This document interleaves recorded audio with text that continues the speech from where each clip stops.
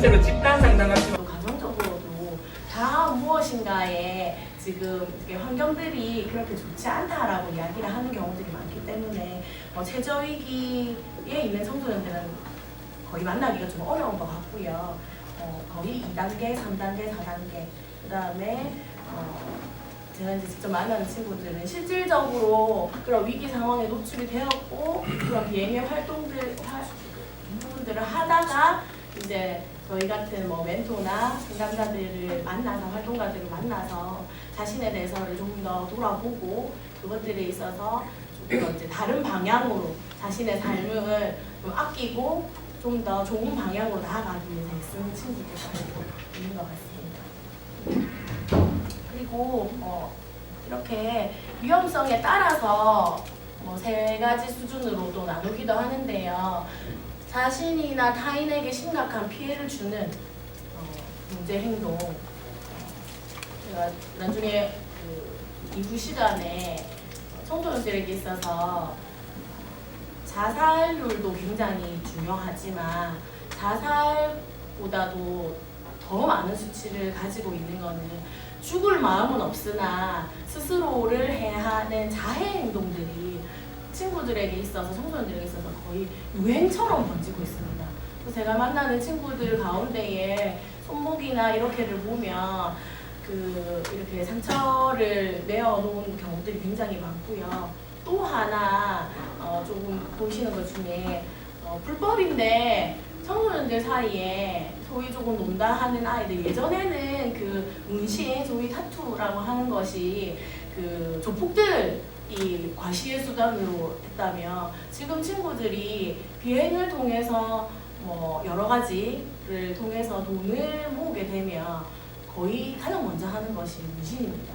그래서 이것들도 저는 어떠한 큰 의미에서는 자해의 일종이라고 생각을 하거든요. 스스로에게 고통을 주는 것, 저도 사실은 좀 많은 편이긴 한데, 그리고 피어싱, 또 스스로의 신체에 아픔을 주는 것을 통해서 자신이 살아있음을 느끼고 고통을 통해서 어떠한 심리적인 충족을 얻는 피어싱, 타투, 그 다음에 자해 이런 것들은 모두 다 아이들이 가지고 있는 스스로를 괴롭히는 어떠한 행동 중에 하나입니다. 그래서 그 다음에 아이들이 하는 친구들한테 이제 하는 우리 소위 하는 그런 폭력적인 어떤 행위들, 부모님이나 이렇게 하는 그러한 행위들도 이제 파괴적인 어떠한 행동들을 이제 우리가 위기에 있어서의 제일 고위험이라고 이야기를 하고요. 파괴적이지는 않지만 문제 행동들을 크고 작게 이렇게 나타내는 것들을 우리는 위기 1수준, 2수준을 청소년 위기군이라고 이야기를 합니다. 그래서 오늘 이제 주제별로 있는 다양한 친구들이 가지고 있는 문제의 유형들, 위기의 유형들은 다 이 청소년 위기군 안에 들어간다라고 보실 수 있을 것 같고요. 문제 행동이 나타나지는 않지만 잠재적인 조건을 가지고 있는 환경적인 요소들이 있을 때 우리는 위기 3수준이라고 이야기를 합니다. 위기 청소년들의 심리 상태는 아마 잘 아실 거라고 생각합니다. 제가 아까 행동은 단순히 그냥 행동으로 그치는 것이 아니라 이 아이가 행동을 가지는 데에는 스스로를 어떻게 생각하고 있는 어떤 인지적인 부분들이 있을 거고요. 예를 들면 굉장히 곤란한 어떤 상태, 그 다음에 나는 쓸모없는 존재라는 자기인식들, 자존감이 낮은 이러한 부분들, 그 다음에 무엇을 선택해야 되는지 모르는 이러한 곤란함들, 문제 해결 능력들을 상실하거나 또 집중력을 결핍하는 이러한 부분들이 이제 인지적인 상태일 것을 이야기를 하고요. 그 다음에 대부분 인지와 정서를 이렇게 딱 학문적으로 구분할 수는 없지만 느껴지는 감정의 상태들이 있지요. 네, 아이들한테 이렇게 물어보면 거의 지금 마음이 어때? 그 느낌이 어때? 라고 하면 좋아요, 싫어요밖에 없습니다. 그마저도 좋아요는 별로 없죠. 그 다음에 진짜 조금 더 이야기하면 짜증나요.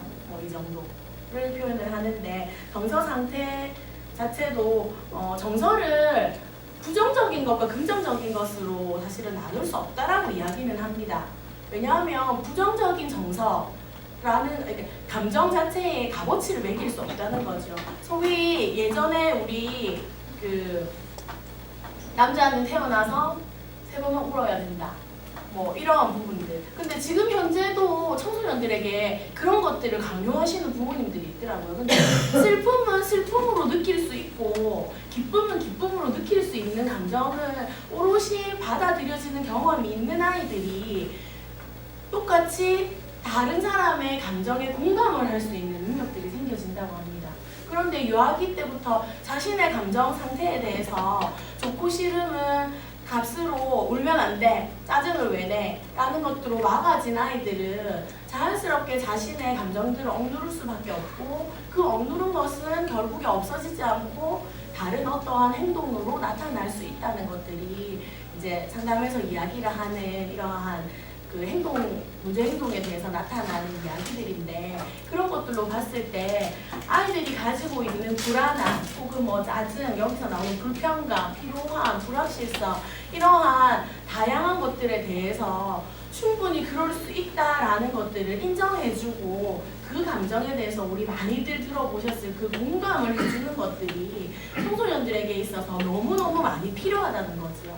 근데 이제 그것들이 일어나기 전에는 물론 아이들은 경계합니다. 왜냐하면 한 번도 그런 것들에 대해서 자신의 감정에 대해서 있는 그대로 받아들여진 경험이 없는 친구들이 굉장히 많기 때문에 그러한 부분들에 있어서 청소년 사역자들이 너는 이런 아이구나 라는 것들을 잣대를 가지지 않고 있는 그대로 이것들을 받아주는 경험들이 처음엔 경계하지요. 근데 한 번이 되고 두 번이 되고 세 번이 되면 이 아이들의 마음이 열립니다.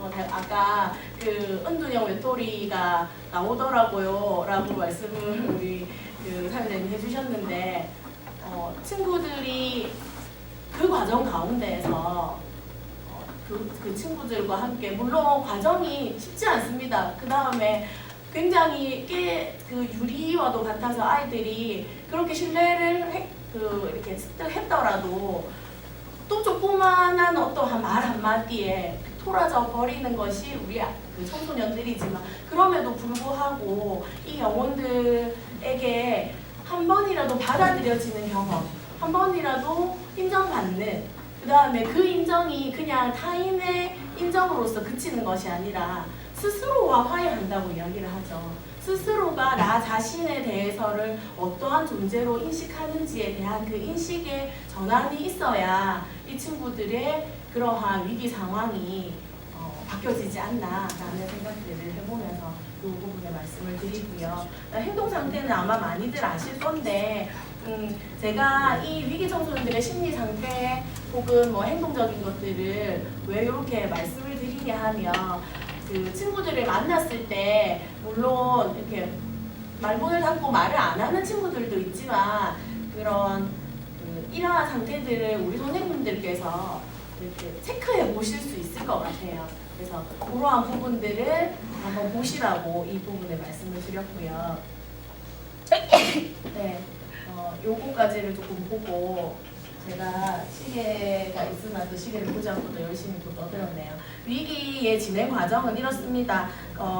위기의 전조가 있고요. 그 다음에 위기의 표식이라고 하는데 상황적인 위기나 발달적인 위기 가운데에서 이렇게 나타날 수 있는 것들. 그 다음에 이러한 그 표식으로 인해서 그러니까 환경적인 변화로 인해서 문제 행동이 나타날 수 있고요. 그 문제 행동으로 이제 나타나는 결과가 이제 소위 우리가 보는 어떤 뭐 장기적인 결과들, 학업 중단이라든지 뭐 가축이라든지 어떤 비행의 요소라든지 이러한 부분들이 될 수 있을 것 같습니다. 그래서 이러한 부분들이 있는 것들을 조금 보시고 제가 이 자료에 기반이 되어지는 거는 한국교육개발원에서 나온 학생 위기 유형과 전문 상담 기법이라는 자료입니다. 그냥 구글 아시죠? 구글 사이트에서 학생 위기 유형과 전문 상담 기법이라고 치시면 그 PDF 파일로나 아니면 한글 파일로 찾으실 수 있습니다. 만약에 그렇게 했는데도 안 나오네요 라고 하시면 나중에 이렇게 주체 거기 통해서 제 메일 주소를 제가 드릴 수 있도록 하겠습니다. 그래서 이렇게 요청을 하시면 제가 자료를 파일로 이렇게 보내드릴 수 있도록 그렇게 하겠습니다. 너무 많은 시간을 제가 사용을 했는데 여기까지 하고요. 추후에 관심 주제에 따라서 다시 좀 말씀을 드릴 수 있도록 하겠습니다.